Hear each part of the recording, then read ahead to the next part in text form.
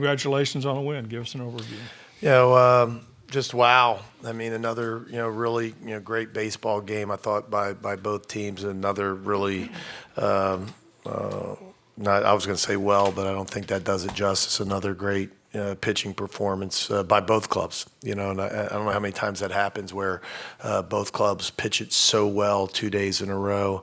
But, both, Connor and I thought Dylan, pitched today like Friday night aces in the Southeastern Conference, and were terrific and really kind of matching each other pitch for pitch. And they played great defense like Arkansas can. And there's a couple when you're so when hits are at a premium. Some plays by Moore and others, that shut down innings, Stovall and Wallace at third, and some double plays they turned to kind of squelch out, what rallies you had, right? Rallies were if you had a guy on today.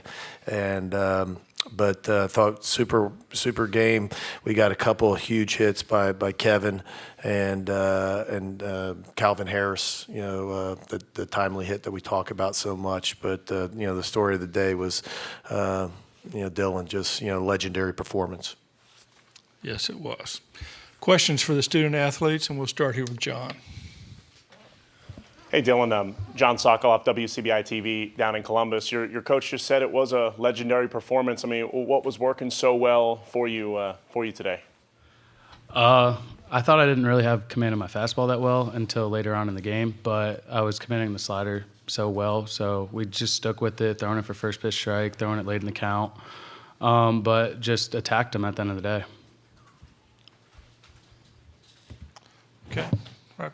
Oh, yeah. Tim and Kevin, Austin Elders with the Rebel Walk. Tim, you in particular, this is why you came back to Ole Miss to play for a national championship for both of you in your senior years.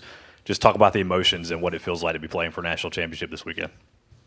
I mean, the emotions are great. We're excited to get to play in the national championship series, and like you said, this is why we came back. And we knew that this team had the potential, and obviously, we had a little bit of a rough patch there in the middle, but through and through, we always knew that if we just kept believing and stuck together, we could be right here.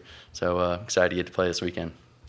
Yeah, just so proud of everybody. Calvin, big day today, but, all the guys, fun group of guys to be around. I think that's a big reason why we had the turnaround. Okay, we'll start over here. Michael Katz, Daily Journal. Dylan, was there any doubt for you that you were going to finish this thing? I just stayed with it. I didn't even just looked up. I saw all those zeros going into the eighth, and I was just like, it's my time to finally finish this game. Okay, right here.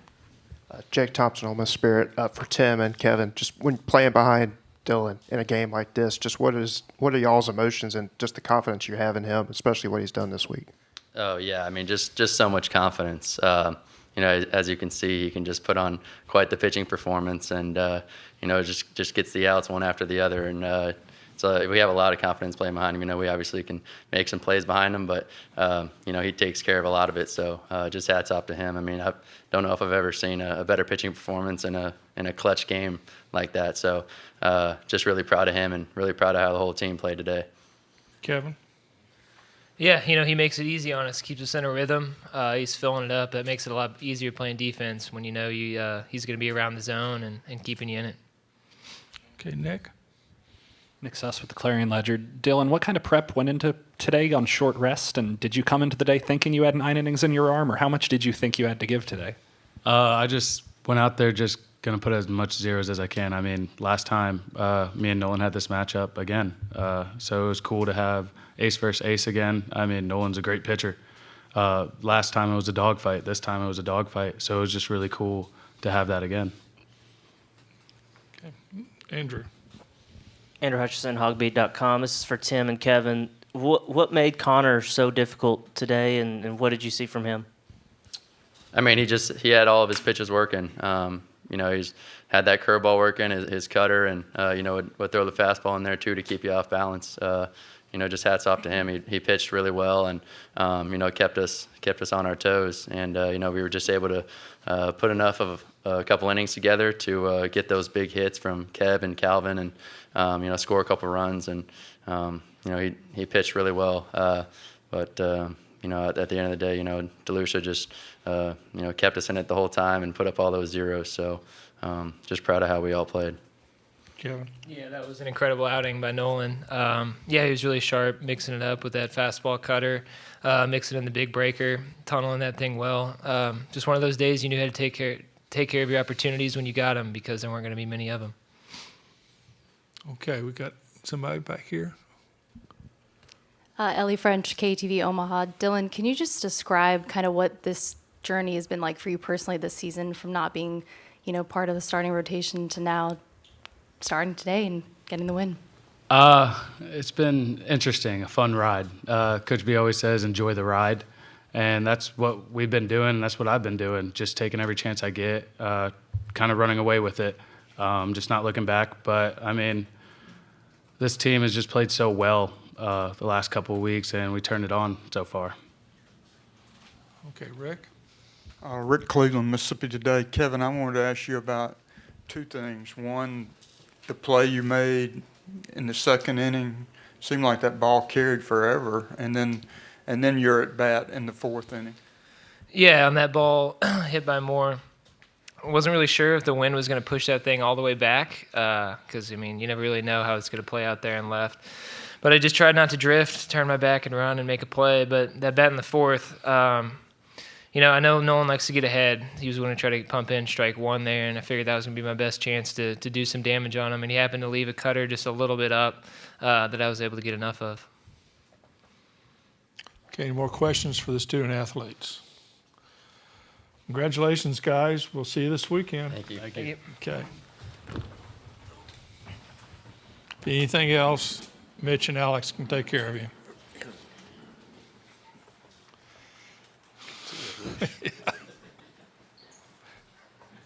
Stay loose. You don't have to worry about that with him. Okay, questions for Mike. John? And Mike, John Sokoloff, WCBI TV in Columbus, Mississippi. You just made program history for this team. What are the emotions like with you right now, considering that? Just proud, proud.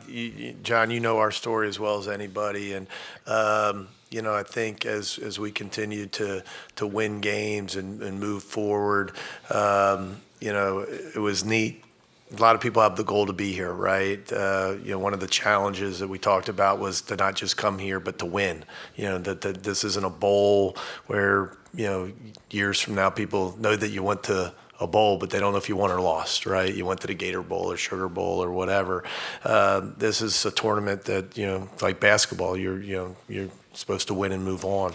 And just proud that, they continue to believe in one another. They've played well. Yesterday was tough. When I sat up here, you might have asked a question. I wasn't sure at the time because you could see they were pretty down last night when we went out to left field. That's to be expected because, it was bases loaded, and I'm sure, the players and the Ole Miss faithful, right, in the stands and all the fans that we've had here were thinking some ball's going to, squeak through an infielder's, hole, and, we were going to win a game. We didn't. And so to be able to bounce back and play like this today, another tough one, and that was one of the challenges we said this morning, that nobody said it was going to be easy. Right, it's not supposed to be easy, and you got to be tough enough to handle it. And maybe, and somebody asked, and it might have been you last night, maybe some of that April, toughened us, weathered us a little bit to be able to handle, last night and be able to bounce back today. Get back over here first. Travis Davidson, KREF Sports Talk 1400. First, congrats on the win and berth in the championship series. I know you've been focused on Arkansas, but can you give me some initial thoughts on your championship series opponent, Skip Johnson and the Sooners? I don't know much about them. They're on the other side. I've watched some of the games, innings, not in their entirety. I have some work to do over the next 36 hours. We all do. the coaches. The great thing is with technology today, we can get that done. I know that they've had a terrific year, especially similar maybe to us. Maybe not as big a hole, but one that they've played their best baseball down the stretch. Winning a Big 12 tournament, and then going to Gainesville, where we all know it's very difficult to win, and to win there, and then win another super regional on the road. They've had a similar path, to us, so we know they're weathered and tough, to get to this point. And they played really well, and so that's about all I can do as far as the scouting report. Okay, right here. Chase Parham, Rivals.com. Mike, you had Malich ready, obviously. Did you check on Dylan at any point? Was it a decision after the 8th or anything? When I went out, I guess it was the 7th when I had some traffic, and we made the error. And again, it wasn't going to take him out at that point.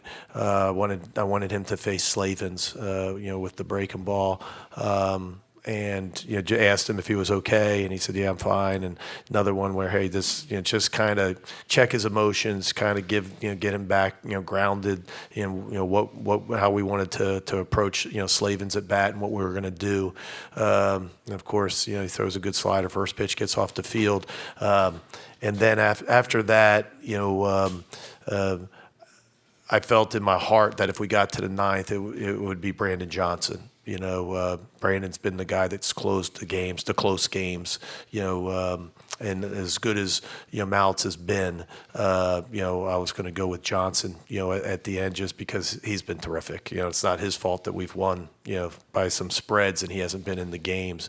But earlier it would have been in the 8th, it would have been Maltz. So they were on go, but he just ran through it 6 up, 6 down, I think, and there was really no reason to make a move. I didn't think. He was just, he was too good. He just, didn't look like he was, taxing himself. He didn't look like he was running counts. He just looked like he was in total control. Okay, Michael. Michael Katz, Daily Journal. Mike, that's not. If you guys have only given 9 runs in the 4 games here, can you just talk a little bit about the pitching performances that you guys have gotten here? Yeah, well, I think very similar to the way we've kind of made the run. In postseason, and even the SEC tournament, the loss against Vanderbilt, I thought, Dylan pitched great, a couple mistakes, and, they made him pay for it. So we've pitched it well, for over a month now. And, one of the things is our guys have really attacked the strike zone, another game, with no walks today, and when you get good starts like Dylan and Hunter, but even Gaddis, last night. I mean, Gaddis, gets through the 5th inning with a couple runs. The starters have been terrific. We know the bullpen how good they've been, but I think on the front end and the back end, we've really pitched it well. Okay, Parrish. Parrish, Alfred Daily Journal, Tupelo. Mike, how does Dylan's performance compare with Drew Pomeranz's performance in 2009? Well, similar, bigger, bigger stage, obviously. That was a regional final, but that was at home. So school record strikeouts, I think 16 on 2 days rest. Complete game. So very similar. But when you start splitting hairs and you're comparing yourself to Drew Pomeranz, like a 10-year big leaguer, that's pretty good from a guy from Daytona Beach. They're different kinds of pitchers. Yes. Reach this kind of game, needing to advance, having to get to the next level.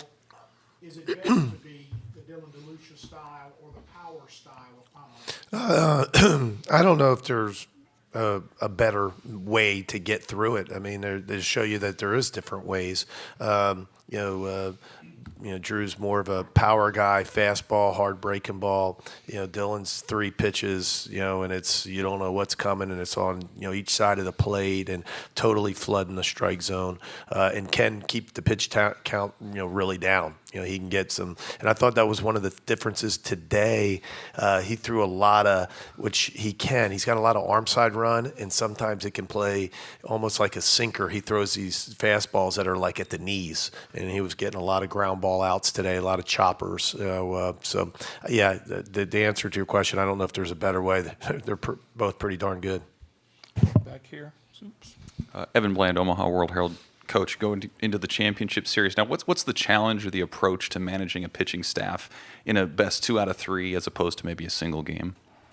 Well, I don't know if you want to get too far into playing in the 3 games, especially when it's tournament. Meaning we just played 4 games. And so unlike a weekend series, now Oklahoma may have more of that, where, they're going to play more straight up like they, weekend series just because, the way the pitching will set up.